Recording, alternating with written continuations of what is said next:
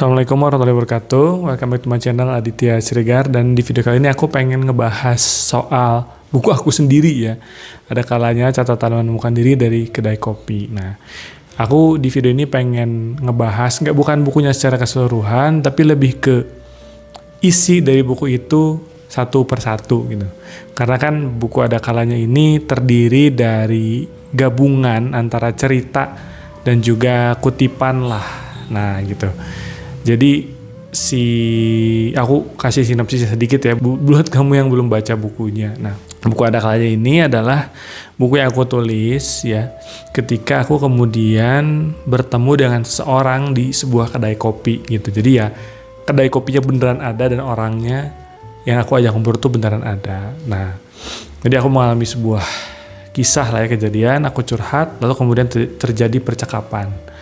Nah, buku itu dikemas seolah-olah menggambarkan percakapan itu. Makanya ada kutipan-kutipan yang kemudian di tengah-tengah itu menggambarkan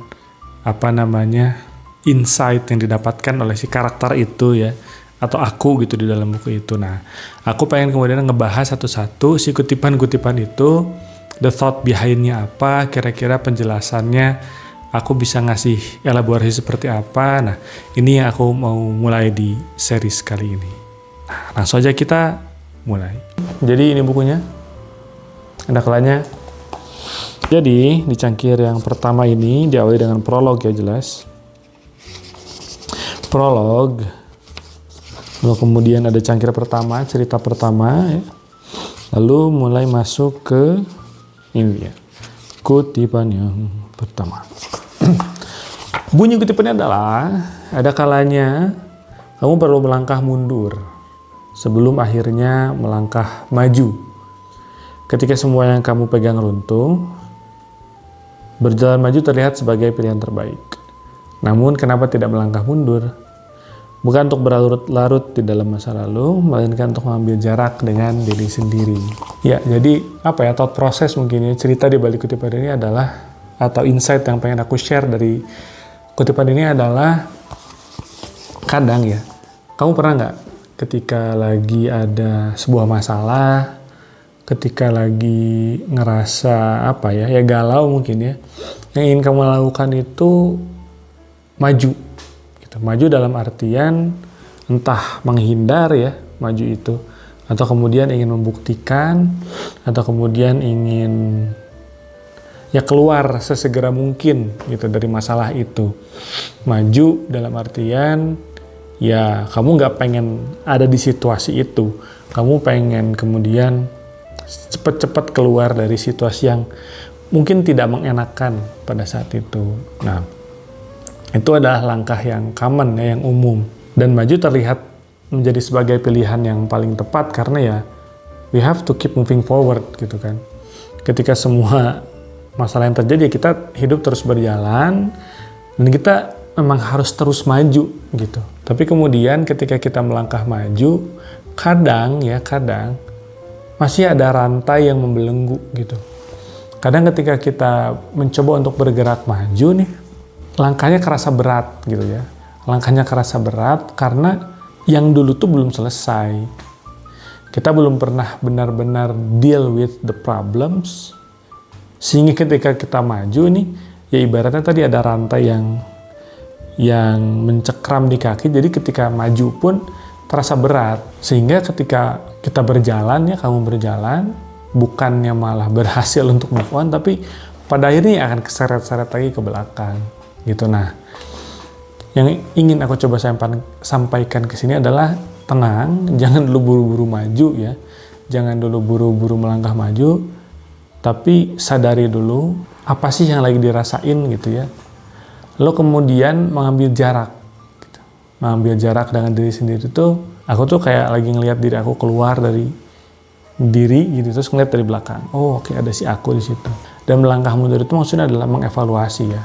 Melihat kembali, introspeksi, merefleksi. Apa sih yang sudah aku lakukan? Apa sih yang terjadi gitu pada diri aku sampai aku bisa berada di state ini, di tahap ini. Sebelum pada akhirnya mencoba untuk melangkah maju ya, bukan berlarut-larut di masa lalu gitu ya, berlarut-larut dalam artian ya apa ya, ngasih makan si galaunya, ngasih makan si masalahnya, dan stay menikmati di sana, enggak, tapi kemudian untuk tadi berefleksi ya dan mengevaluasi. Nah, ini juga ada kaitannya dengan apa yang diajarkan, yang disampaikan oleh guru aku Kang Zen Permana tentang yang namanya present state dan desired state gitu. Teman-teman pernah nggak ya naik ojek online gitu, naik ojek online, lalu kemudian teman-teman ketika naik ojek online itu kan pasti ada 2 titik ya, titik antar dan titik jemput gitu. Nah, titik antar itu titik tuju atau tujuan ibaratnya, dan titik jemput itu apa namanya, tempat di mana teman-teman yang berada di rumah atau di mana gitu. Nah,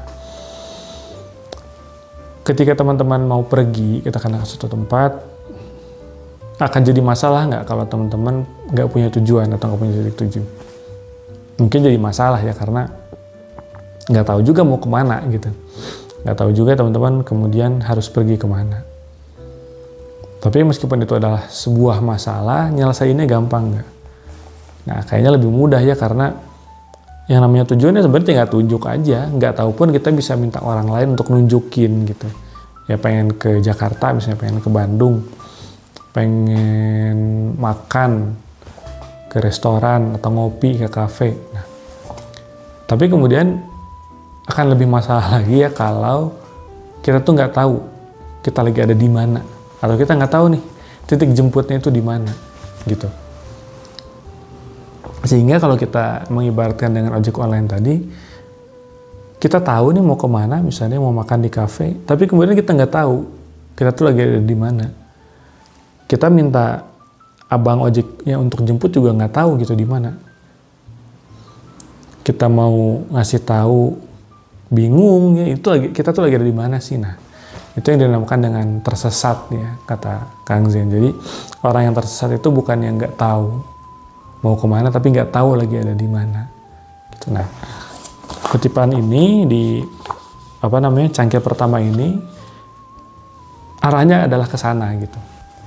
Ketika kita berada dalam sebuah kekalutan, jangan dulu buru-buru mikirin tujuan, karena barangkali kita juga belum menyadari state kita tuh kayak gimana. Sehingga ketika kita buru-buru pengen maju, justru kita jadi tersesat karena kita tuh lagi nggak tahu lagi ada di mana. Nah, mundur di sini adalah fungsinya untuk itu, untuk berefleksi, melihat lagi kita tuh lagi ada di state apa sih supaya ya nggak tersesat gitu. Bukan untuk tadi berlarut-larut dan ruminasi ya, tapi untuk melihat lagi sebenarnya kita lagi ada di mana. Itu aja yang mau aku sharing di video kali ini. Terima kasih banyak sudah menonton. Jangan lupa beli bukunya, bisa ke Gramedia terdekat. Aku Aditya Siregar pamit. Assalamualaikum warahmatullahi wabarakatuh.